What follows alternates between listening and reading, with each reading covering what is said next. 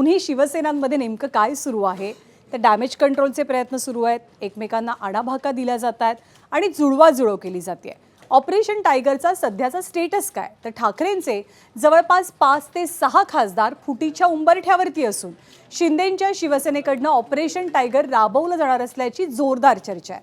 यानंतर मातोश्रीवरनं सगळ्या पक्षाचं राजकारण चालवणारे उद्धव ठाकरे अचानक ॲक्टिव्ह मोडमध्ये आलेत. त्यांनी खासदारांशी संपर्क साधण्याची, वैयक्तिक संपर्क साधण्याची जबाबदारी पक्ष नेत्यांकडे दिल्याचं कळतंय.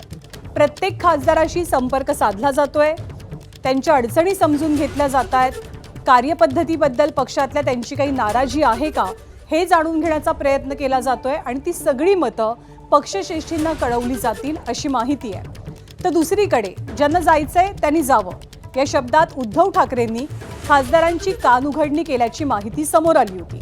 पण उद्धव ठाकरेंनी हे शब्द वापरलेच नाहीत असं सांगत राऊतांनी ठाकरेंची पाठराखण केली. सोबतच बैठकीला उपस्थित असलेल्या खासदारांनी एकनिष्ठता सिद्ध करण्यासाठी मुलाबाळांची आणि आई भवानीची शपथ घेतल्याचा दावाही संजय राऊत करतात. आता 22 तारखेला ठाकरेंनी सगळ्या आमदारांची बैठक बोलावली आहे. सोबतच सगळे खासदार आपल्यासोबत असून अफवांवरती विश्वास ठेवू नका असा विश्वास सुद्धा उद्धव ठाकरेंनी ईशान्य मुंबईच्या बैठकीत व्यक्त केल्याचं कळतंय. त्यामुळे ठाकरेंचं हे डॅमेज कंट्रोल कितपत यशस्वी ठरणार हे आगामी काळात स्पष्ट होईल. ऑपरेशन टाइगर चल रहा है, एक भाई सुना 5 से 6 सांसद ऐसे हैं उनके जा सकते हैं. सर कुछ कहना चाहेंगे आप ऑपरेशन टाइगर के बारे में? कुछ कहना चाहेंगे? बहुत चर्चा है सर इसके बारे में, दिल्ली से लेकर महाराष्ट्र तक. आणि ऑपरेशन टायगरवरनं ज्यांना जायचं असेल त्यांनी जा असं उद्धव ठाकरेंनी एका बैठकीत म्हटल्याची माहिती समोर आली होती. पण असं वाक्य उद्धव ठाकरेंच्या तोंडी आलंच नाही, ते त्यांच्या तोंडी घातलं गेलं अशी प्रतिक्रिया दिली आहे ठाकरेंच्या शिवसेनेचे खासदार संजय राऊत यांनी. शिवसेना पक्षप्रमुखांनी अशा प्रकारचं कोणतंही वक्तव्य केलेलं नाही, हे मी ठामपणे सांगेन. जायचं असेल त्यांनी जा हे त्यांचं वाक्य त्यांच्या तोंडी घातलेलं आहे. माझ्यासमोर मी तिथे असेपर्यंत ते असं बोलले नाहीत आणि ते असं बोलणार नाहीत. साधारण 5 वर्षापूर्वी किंवा 4 वर्षापूर्वी जेव्हा आमदार जात होते तेव्हा त्यांचं हे वक्तव्य तेव्हाच आहे.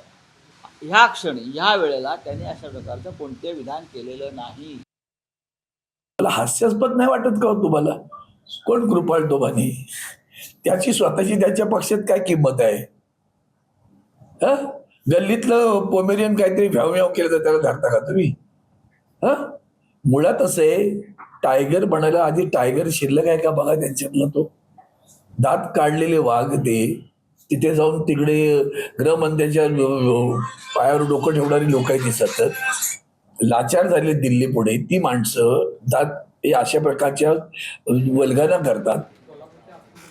आणि उद्धव ठाकरेंसोबत खासदारांची जी बैठक झाली त्या बैठकीत खासदारांनी अगदी छाती ठोकपणे उद्धव ठाकरेंना हे सांगितलं की आम्ही तुमच्यासोबत आहोत. आणि हे सांगण्यासाठी, ठसवण्यासाठी अनेक खासदारांनी या बैठकीत शपथा घेतल्याचं राऊतांनी पत्रकार परिषदेत नमूद केलं. पण याच मुद्द्यांवरनं, या शपथांवरनं भाजपचे मुख्य प्रवक्ते नवनाथ बन यांनी पलटवार केलाय.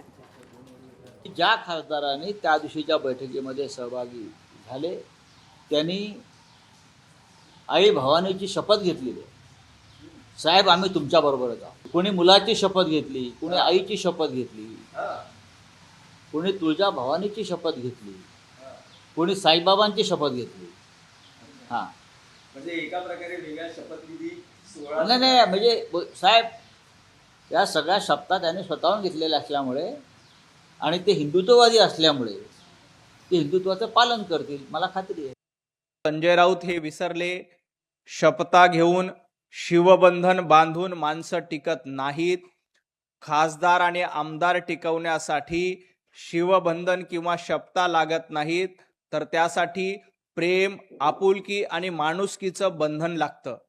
नुसतं शिवबंधनावर आमदार खासदार टिकत नाहीत हे उद्धवजी ठाकरे, संजय राऊतांनी लक्षात घेतलं पाहिजे. दुर्दैवानं उद्धवजी ठाकरेंकडे ना प्रेम उरलंय, माणुसकी उरली, ना आपुलकी उरली.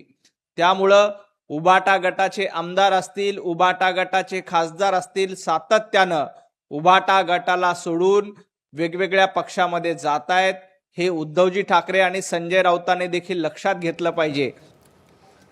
आणि ऑपरेशन टायगरच्या याच मुद्द्यावरनं शिवसेनेचे खासदार नरेश म्हस्के आणि भाजपचे आशिष शेलार या दोघांनी ठाकरे सेनेवरती कशी टीका केली आहे जाणून घेऊया.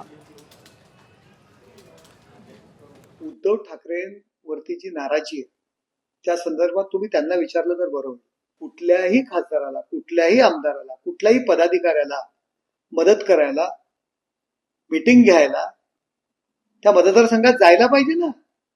सरदार जर घरात बसेल शस्त्र मॅन करून तर त्यांच्याबरोबर राहणार कोण आणि कशा करता राहणार.